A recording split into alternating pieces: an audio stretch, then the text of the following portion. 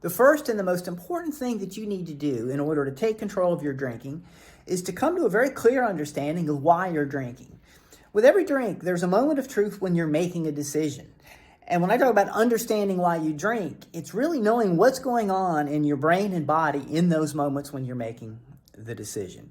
You may have heard that we make our decisions with emotion and then we rationalize them with our intellect. And that is absolutely true, especially for a behavior like drinking. And so understanding emotion and understanding how to perceive emotion in a concrete way is really what I'm talking about here. So what is emotion? Anytime we think about the past, think about the future, we can think about events that are thousands of miles away. That can actually create physiological changes in our body in the moment. Changes to our heartbeat, our breathing, our body chemistry, muscle tension. And generally, we don't notice this stuff. We don't pay a lot of explicit attention to it. But there are parts of our brain who are managing our physiology, and they notice these out of balance or unsettled physiological conditions.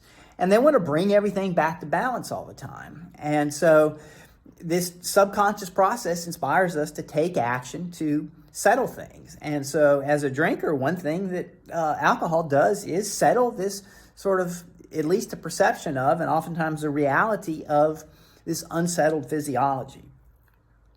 So the key to getting a grip of this is to bring this into your conscious awareness, and you do this by paying attention to your body. You may notice sort of a general atmosphere, a sense of urgency, a sense of constriction or contraction at times.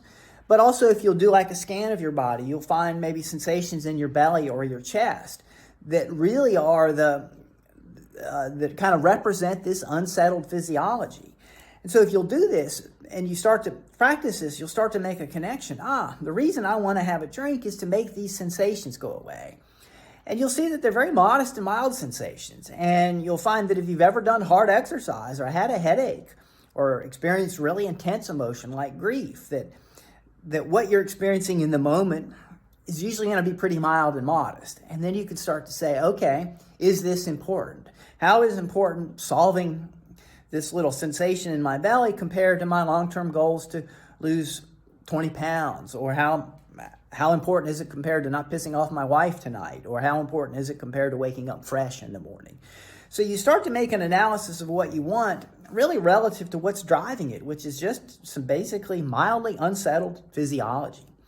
So I've got a PDF file that's accessible in the comments that gives you actually kind of a mental checklist that you can go through. Take a minute or two before a drink, and it'll step you through how to check in with your body and start to create this awareness and really give you a basis to start to make very different drinking decisions. All right, thanks, and have a great day.